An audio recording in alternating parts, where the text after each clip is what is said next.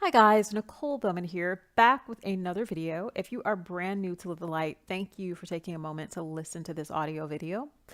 If you are a returning subscriber, thank you so much for your support and your likes. Anyone who's listening, please take a moment to like and comment and subscribe if you haven't already, because that helps the channel to grow and build. So let's just move right into the video at hand. Today I want to talk a little bit about spiritual elders and who they are and how to recognize them. And I was led to talk about this because in a number of different spiritual communities, whether it be an organized religion, whether it be a path that's a little bit more free form, oftentimes when we come into community, there are going to be people in these groups that are referred to as the elders. And so I want to talk about how to recognize an elder and look at the criteria that actually make someone a spiritual elder. So the first thing, just across the board in any community, one thing that signifies a spiritual elder is their age. Typically speaking, an elder is someone over the age of 60. Okay, so that's the first thing, just in general, their age.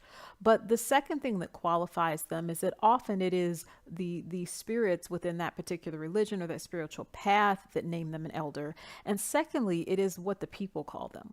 And I'll explain what I mean by this. By being an elder, spiritual elder, arguably you have gone through a lot of life experiences because you lived a lot of life, right? So you may have gotten married, you may have gotten divorced, you've had children. Maybe you've experienced illness, maybe you've buried a parent, maybe you've gone through trauma, maybe you fought in a war. You've gone through a wide range of things that build your character and allows you to live a full life. And so what that does is that really allows you to empathize and connect with people from all different walks of life because you've had so many different experiences. The second element of being a spiritual elder is not only have you had these life experiences, which arguably most people by that age would have, but you've learned the spiritual lessons in those experiences. So you've taken from those experiences, you've turned your pain into power. And whatever your spiritual path is, you are devoted to that path. There may be trials and tribulations and tests that have been thrown your way by spirit and by other people, but you have overcome them. You have learned, you have grown, and you have advanced spiritually. And you've got into a space in your spiritual awareness and consciousness where you can now turn around and help and empower others. Okay, so that's the true mark of a spiritual elder. And the interesting thing about it is they don't typically name themselves. They're not normally ones to say, I'm an elder. It's often the people, the spirits, the other elders in the community will give them that title. And with time, they will accept it because they've been tried, tested, and true. And so I think that that's incredibly important because oftentimes when you're navigating spiritual circles and spiritual communities, there are going to be people, obviously, who may be moving towards that age of being an elder. But just because they're over the age of 60 or 65, it doesn't necessarily mean that they have mastered or learned the spiritual lessons necessary to be able to then turn back and empower you or empower others. And I think that's really important to note because one of the things that I've noticed is sometimes in our spiritual communities, people often get preyed on and they get misled. And unfortunately, sometimes they're getting misled by people who are significantly older than them, who may sometimes be posing as elders and pretending to know more than they actually do know.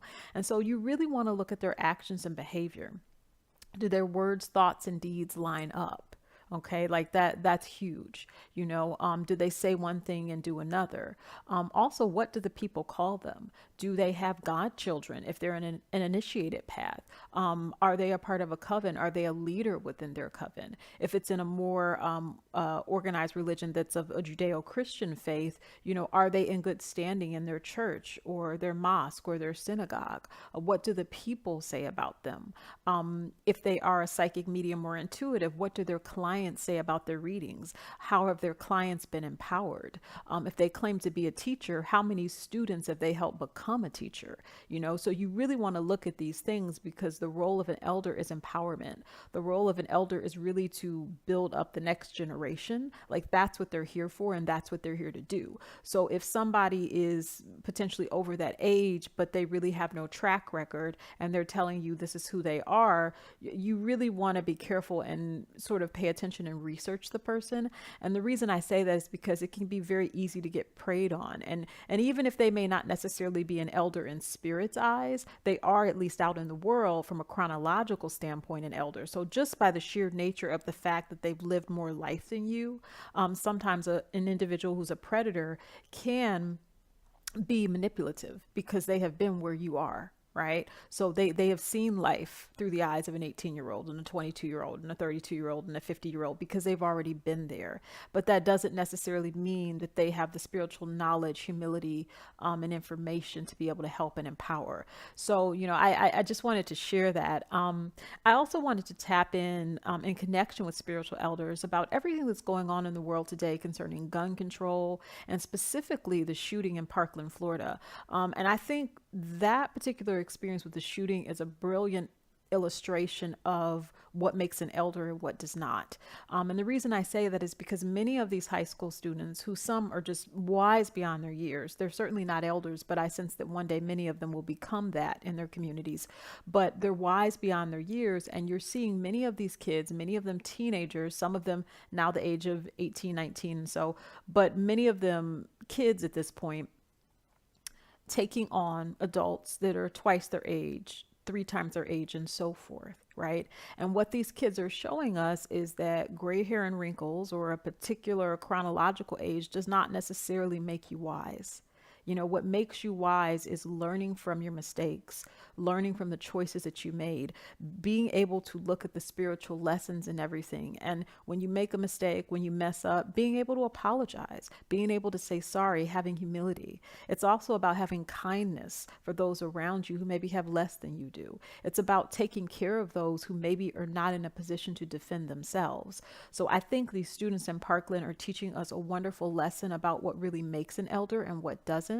And I think that we should look at their behavior. And I think that there are many spiritual elders in all of our respective communities, I feel, that are championing for these kids because they're really making the world a better place.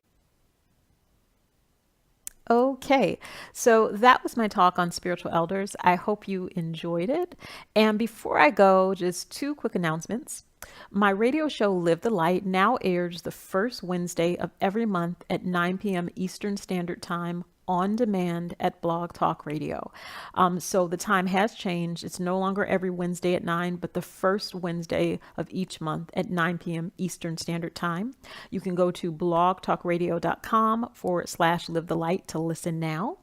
And I am going to be doing a reading special at the end of this month, at the end of April, if I reach 1,000 YouTube subscribers by the end of the month. So I will be offering a substantial reading discount if I have more subscribers to my channel and I reach 1,000 or more. So please like this video, share this video, encourage your friends to subscribe. And I will have a very, very big discount coming soon. Always remember to live your light, live your bliss, love yourself. And above all else, when you're navigating spiritual circles and communities, trust your intuition, trust the divine, and you will be just fine. Take care, guys.